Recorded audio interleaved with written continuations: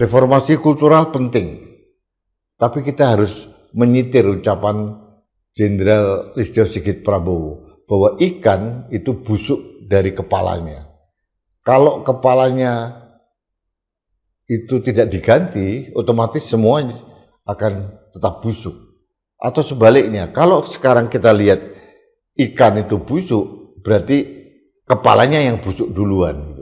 Jadi kalau mau mereformasi total kepolisian sesuai dengan niat atau nawaitu kita untuk menyelamatkan institusi Polri, harusnya yang direformasi itu bukan hanya kulturalnya, bukan hanya sistemnya, tapi juga strukturnya, termasuk penggantian kepala dan leher-leher serta tubuh dari kepolisian yang satu alur, satu kroni, satu kelompok itu perlu dibersihkan, perlu dikembalikan lagi pada relnya.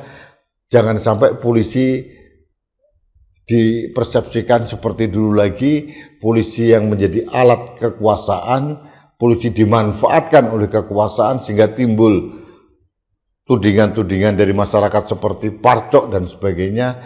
Ini sangat-sangat menjatuhkan martabat dan marwah Polri.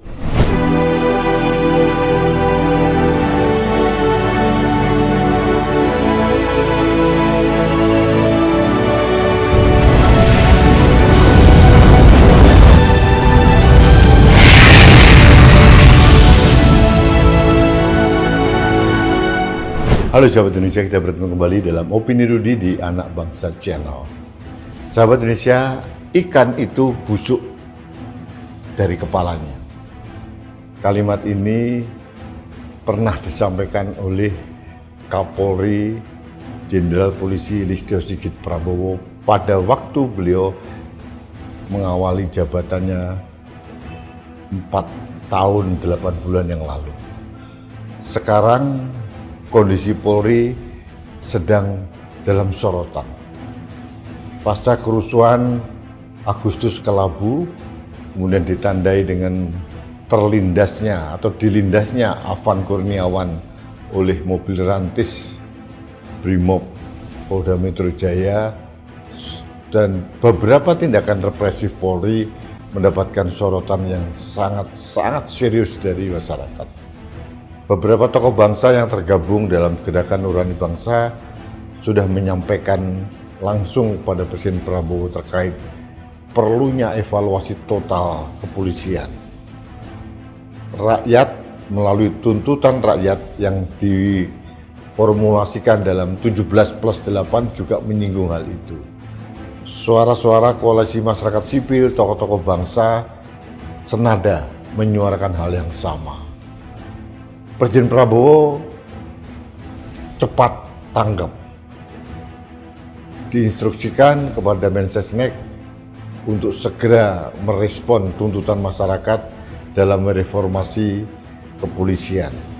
Salah satunya tanggal 17 September 2025, Presiden mengangkat Jenderal Polisi Purnawirawan Ahmad Doviri, mantan Wakapolri, untuk menjabat sebagai penasihat khusus Presiden bidang Kamtibmas dan reformasi kepolisian. Ini satu alur cerita akan dibentuknya Komisi Reformasi Kepolisian. Tapi yang tidak kita duga semua, pada saat yang sama, tanggal yang sama, pelantikan Ahmad Doviri menjadi penasihat khusus Presiden bidang Kamtibmas dan reformasi Polri, ternyata Kapolri Jenderal Polisi Listio Sigit Prabowo juga membentuk tim transformasi dan reformasi kepolisian. Ada yang mengatakan ini tim akselerasi reformasi. Saya menyimak wawancara Kapolri Jenderal Listio Sigit Prabowo di acara Rossi Kompas TV. Kalau dari penuturan beliau, tim ini tidak akan tumpang tindih dengan komite reformasi kepolisian yang akan dibentuk oleh Kapolri. Tapi persepsi publik, bahkan anggota DPR pun sudah merasa mencium aroma keanehan dengan ditelikungnya pembentukan Komite Reformasi Kepolisian oleh Presiden, oleh Kapolri dengan membentuk tim transformasi atau akselerasi reformasi ini.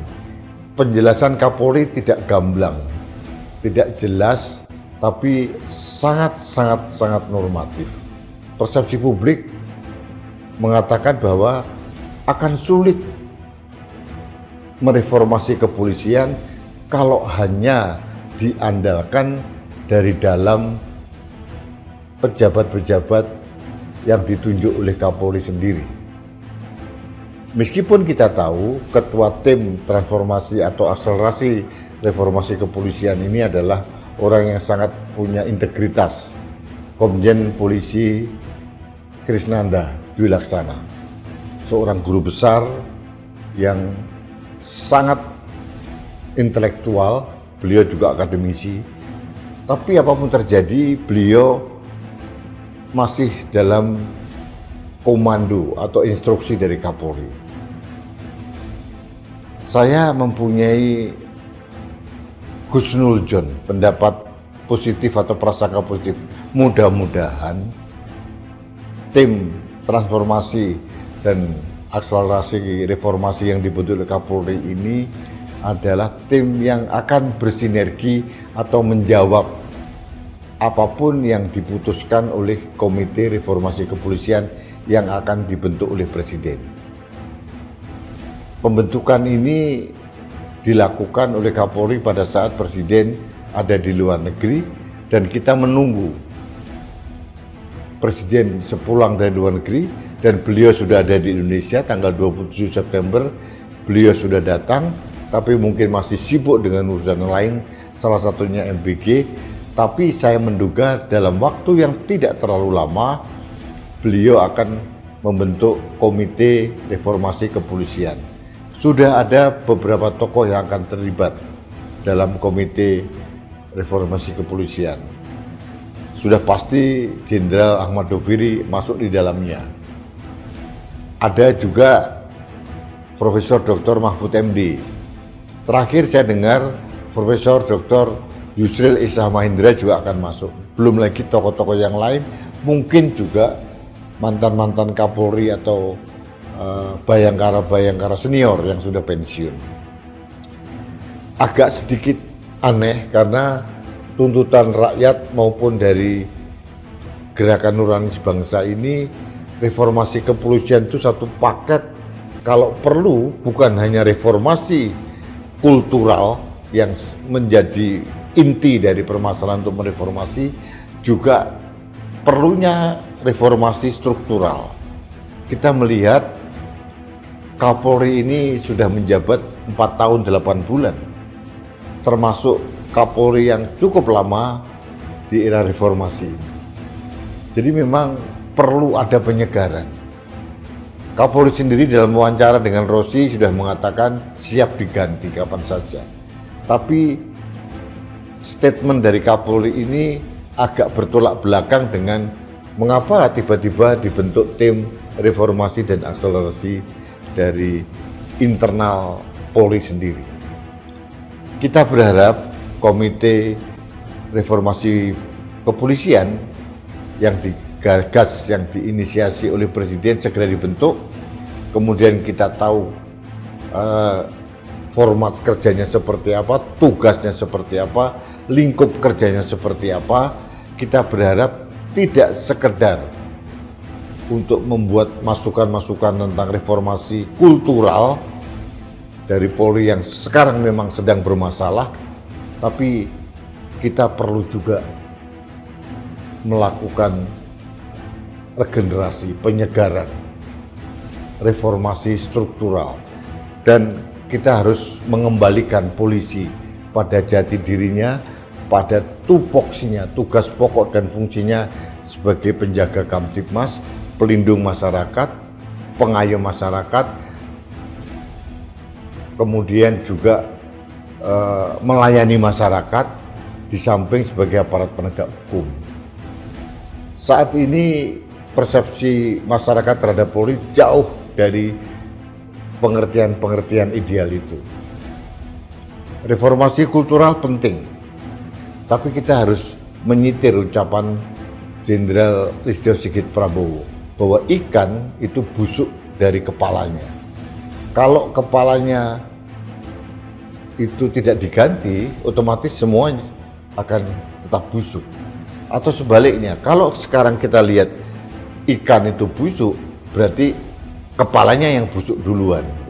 Jadi kalau mau mereformasi total kepolisian sesuai dengan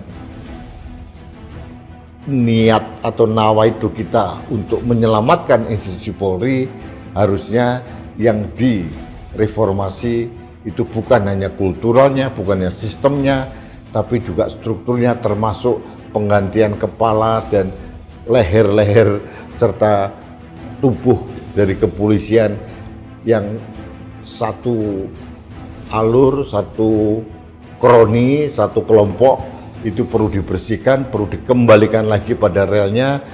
Jangan sampai polisi dipersepsikan seperti dulu lagi, polisi yang menjadi alat kekuasaan, polisi dimanfaatkan oleh kekuasaan sehingga timbul tudingan-tudingan dari masyarakat seperti parcok dan sebagainya. Ini sangat-sangat menjatuhkan martabat dan marwah Polri. Kita menginginkan Polri kembali ke titik awal sebagai bayangkara negara yang melindungi masyarakat, melayani masyarakat, dan sebagai aparat penegak hukum juga menjaga Kamtibmas. Kita tidak ingin Polri juga TNI dimanfaatkan oleh penguasa.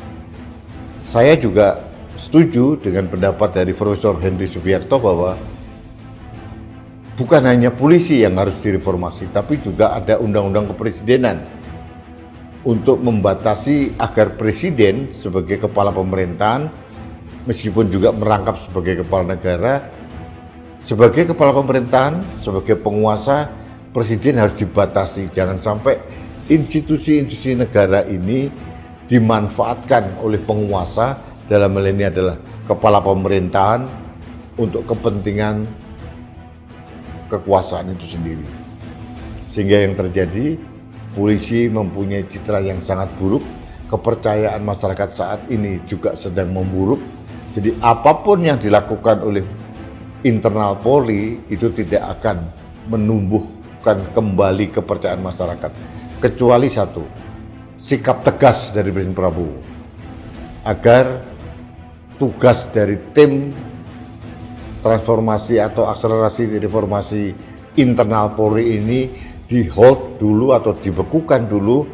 Biarlah yang bekerja adalah Komite Reformasi Kepolisian bentukan Presiden, karena ini terdiri dari orang-orang luar yang bisa melihat polisi dari luar dalam kacamata yang jauh lebih objektif, dan tujuannya sama, menyelamatkan institusi kepolisian yang kita cintai. Kita harus ingatkan kembali kepada institusi Polri yang sekarang masih menjabat bahwa ikan itu busuk dari kepalanya. Kalau sekarang kita melihat ikan itu busuk, seharusnya kepalanya dibersihkan dulu, disegarkan kembali, diganti yang baru agar tubuhnya kembali sehat kembali. Itu ungkapan yang saya sitir dari ucapan sendiri Jenderal Listio Sigit Prabowo pada saat beliau mengawali jabatan sebagai Kapolri.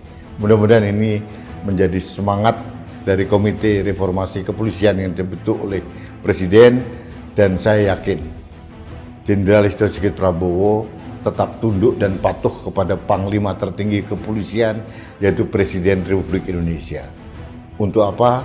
Untuk menyelamatkan institusi Polri dari intrik-intrik kekuasaan, dan jangan sampai pemilihan kepala kepolisian negara Republik Indonesia itu hanya diisi oleh koncoisme, oleh kelompok-kelompok tertentu.